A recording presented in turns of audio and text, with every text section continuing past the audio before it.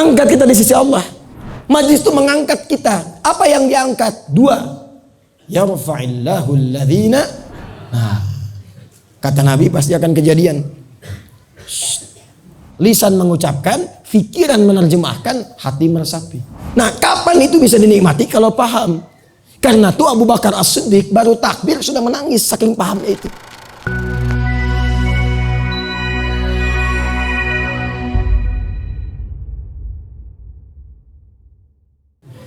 Orang sekarang mereka artikan jalasa itu duduk. Padahal asalnya jalasa itu berpindah dari tempat yang rendah ke tinggi.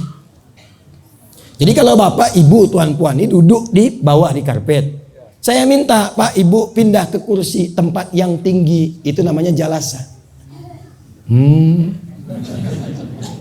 Tapi kalau kita berpindah dari yang tinggi ke rendah, saya berdiri akan duduk, itu bahasa Arabnya qa'ada. Apa namanya? Tempatnya maq'ad, sifatnya qu'ud. Oleh karena itu, orang yang tak bisa sholat berdiri diminta duduk. Saat diminta duduk bukan menggunakan jalasa, tapi qa'ada, qu'udan. Alladzina yadhkurunallaha qiyaman wa qu'udan, bukan julusan.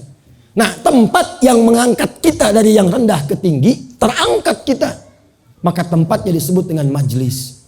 Kenapa tempat menuntut ilmu yang harus diburu itu disebut dengan majlis? Pertama, Allah memberikan pesan. Hei, kalau ingin datang ke tempat menuntut ilmu, cari tempat yang bisa mengangkat derajat kita lebih tinggi di hadapan Allah Subhanahu wa ta'ala. Datang dengan pulang itu mesti beda. Terangkat kita di sisi Allah. Jadi jangan sampai datang ke tempat yang merendahkan diri kita di hadapan Allah. Apalagi ke tempat-tempat yang menjauhkan kita dari Allah. Katanya mau ngaji, tapi di pengajian itu justru muncul materi-materi yang menjauhkan kita dari Allah. Kok bisa perempuan ikut ngaji jadi tidak berjilbab? Laki-laki datang mengaji di semua agama sama, menuju pada Tuhan yang sama, cuma caranya beda-beda. Itu bukan majlis. Majlis itu mengangkat kita. Apa yang diangkat? Dua. Yarfa'illahu alladhina amanu. Satu, iman. Minkum walladhina utul ilma darajah. Ini dia, iman dan ilmu. Jadi kalau bapak ibu ingin datang ke tempat-tempat pengajian, cari ulama-ulama, ustadz-ustadz yang mengajar di situ, yang bisa mengangkat iman dan ilmu kita sekaligus. Iman itu yang membuat kita lebih dekat dengan Allah. Kalau dia bicaranya membuat kita ingat Allah, rindu Rasulullah, ingin meningkatkan amal saleh. Itulah iman. Tidak apa-apa dibawa menangis, baik. Kalau tertawanya mendekatkan kita pada kebaikan, bukan yang berlebihan. Pulang-pulang nangis, sedih, meratap tiap hari, sholat tertinggal. Itu bukan iman namanya. Cari yang membuat kita lebih baik untuk mendekat kepada Allah, itulah iman. Yang kedua, cari yang membuat ilmu kita bertambah. Contoh begini, ini contoh. Bapak ibu kalau sholat itu sehari, ya sholat sehari berapa waktu? 5. Berapa rakaat? 17 rakaat. Jadi kalau baca Al-Fatihah 15 kali, 14 kali. 17 kali. Kalau 15 kali salat zuhurnya 2 rakaat, ya. Kan setiap rakaat kita baca Al-Fatihah kan? Baik. Nah, begini. Tadi subuh jam berapa? 4:45 ya.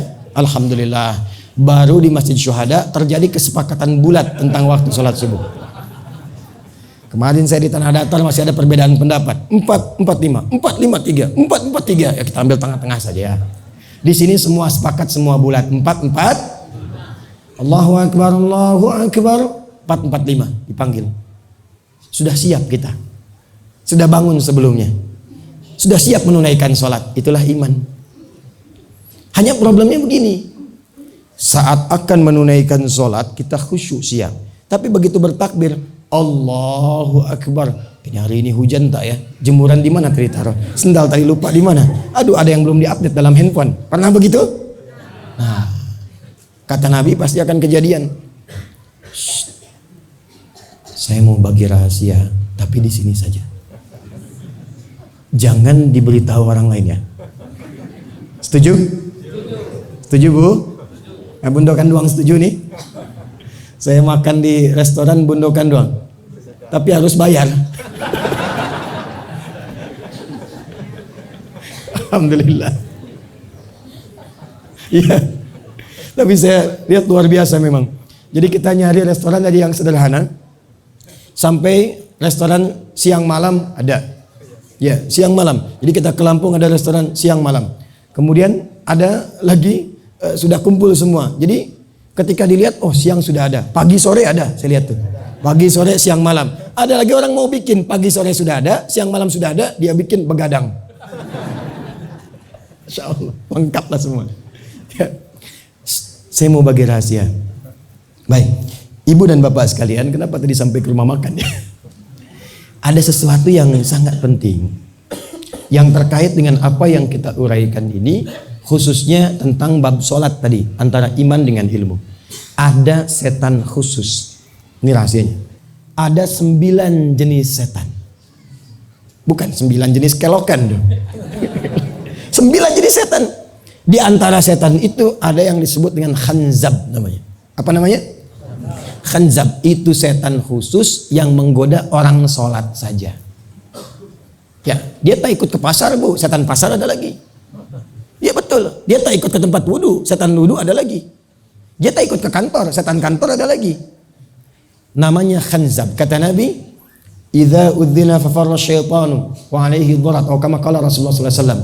Kalau adzan dikumandangkan, setan itu lari. Yang biasa goda tadi, lari dia. Sambil terbirit-birit.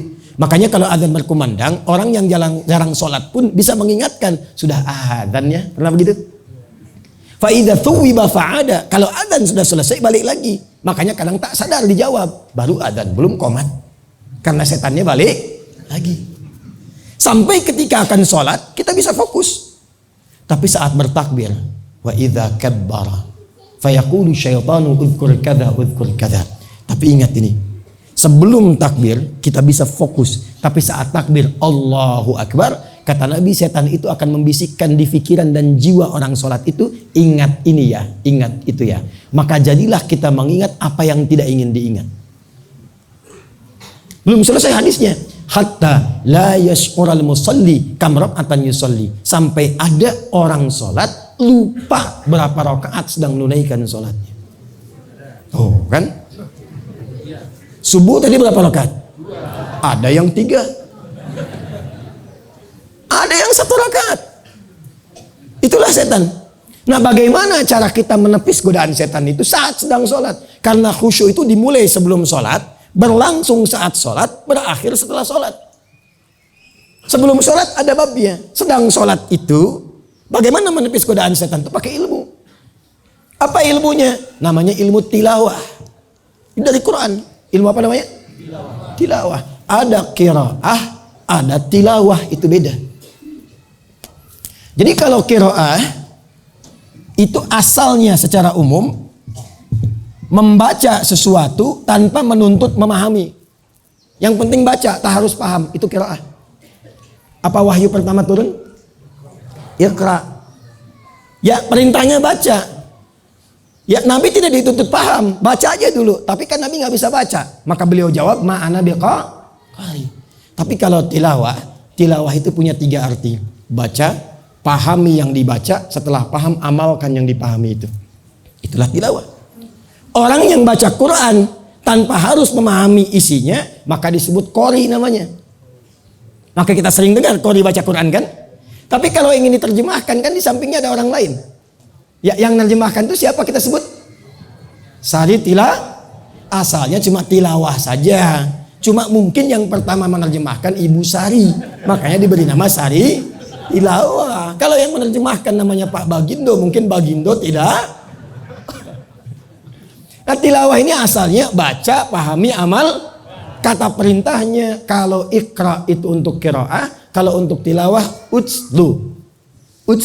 Maka bukalah Quran surah ke-29 Al-Ankabut ayat ke-45. Kita nih hafal tengahnya, tak menghafal awalnya. Saya yakin 1000% tengahnya hafal. Saya bantu bacakan depannya. Innas sholata tanha. Tuh. Awal ayatnya apa coba itu? Sholat yang bagaimana yang bisa tanha anil fahsya wal munkar? Awal ayatnya utslu ma uhya ilaika minal kitab wa aqimis shalah.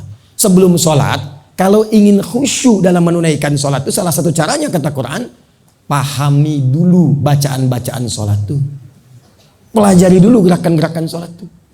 Supaya saat kita membaca dan melakukan gerakan, dengan pemahaman itu terbantu khusyuk. Karena apa? 3 bagian tubuh kita ikut bekerja bersamaan. Lisan mengucapkan, pikiran menerjemahkan, hati meresapi. Contoh, bertakbir tangan kita dibuka dengan takbir. Fayaqulu Allahu Akbar. Allahu Akbar. Pentingnya ilmu, lisan bicara, mengungkapkan Allahu Akbar. Pikiran menerjemahkan. Karena tahu terjemahan, tahu ilmunya, Allah Maha Besar. Maka pikiran itu akan diganggu setan. Karena fokus menerjemahkan apa yang diucapkan. Hati meresapi, ya Allah, aku menetapkan Engkau yang Maha Besar. Tapi terkadang sebelum sholat aku merasa besar dalam kehidupan. Sombong dengan tetangga, yang paling angkuh dengan teman, yang paling hebat dengan kawan. Maka ditaubati di situ. Itulah yang menjadikan kita baca setelah itu doa iftitah. Allahumma ba'id baini wa baina khatayaya kama ba'adta bainal masyriqi wal. Ya kecilnya itu pengakuan, aku mengaku ya Allah, aku banyak dosa. Kadang aku merasa besar dalam kehidupan, aku taubat. Jauhkan aku dan kesalahan yang aku perbuat sejauh timur dan barat yang tak pernah berjumpa lagi. Atau dibacakan, ya Allah, aku bertekad, aku berkomitmen, Engkau yang Maha Besar. Aku tunduk patuh kepadamu dan jadi muslim yang baik. Allahu Akbar kabir. Alhamdulillahi katsir. Wa subhanallahi bukratan wa asila. Wajjahtu wajhiya lilladzi fatara as-samawati wal ard. Itu doanya Ali bin Abi Thalib dalam iftitah. Ada di Sunan Abu Dawud. Ada 12 jenis doa iftitah. Nah, kapan itu bisa dinikmati? Kalau paham. Karena tuh Abu Bakar As-Siddiq baru takbir sudah menangis saking pahamnya itu. Itu yang menutup celah setan supaya tidak mengganggu kita dalam sholat. Itulah ilmu. Iman bagus tanpa ilmu jadi masalah. Hamba ingin tobat ya Allah. Hamba akan datang besok sholat subuh. Tak apa-apa, 3 rakaat. Nah, iman boleh, tapi tanpa ilmu bisa salah. Karena itu, kalau nanti masjid ini mengadakan ta'lim, menjadi majlis, maka petakan kebutuhan masyarakat di sekitarannya. Buka dengan yang pokok, jangan jauh-jauh, jangan tinggi-tinggi ngajinya. Bab sholat dulu, bahas dari awal sampai akhir. Kenapa kakinya dibuka tak terlampau lebar begini? Kenapa tak terlampau rapat begini? Kenapa kaki itu harus sejajar dengan bahu? Artinya harus itu bukan berarti wajib. Yang dimaksudkan itu ditekankan sejajar dengan bahu. Kenapa mengangkat tangan tuh begini? Kenapa ada yang begini? Kenapa bersedekap kanan ini menutup yang kiri begini? Itu ada asbabnya. Ada ayatnya, ada hadisnya, dan ada kitabnya. Nadharat fi ma'anis shalah, asrarus shalah itu di antara kitabnya. Kami kalau mau ngajar, misal bab sholat, itu saya cari kitab-kitab yang terkait dengan sholat. Saya kumpulkan semua. Apa yang ada di toko kitab kita beli. Apa yang ada di Maktabah Syamilah kita keluarkan. Kumpulkan dulu, baca semua, baru kita ajarkan. Ternyata bukan hanya fikih dibuka dengan takbir ditutup dengan salam. Semua gerakannya ada maknanya. Bahkan namanya pun ada artinya. Kenapa subuh? Kenapa zuhur? Kenapa bukan sholat nahar? Padahal siang itu nahar. Kenapa namanya zuhur?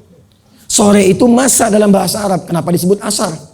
Kenapa maghrib? Kenapa isya? Kenapa bukan sholat lail tapi sholat isya? Ada artinya. Ada maknanya. Nah, baru sholat saja itu bisa merubah orang jahiliyah menjadi khair ummah. Bisa menaikkan orang yang tertinggal menjadi pintar. Itulah ilmu. Nanti setelah itu, lihat profesi masyarakat. Banyaknya apa? Oh, banyak yang berdagang. Maka bukalah kajian fikih dagang.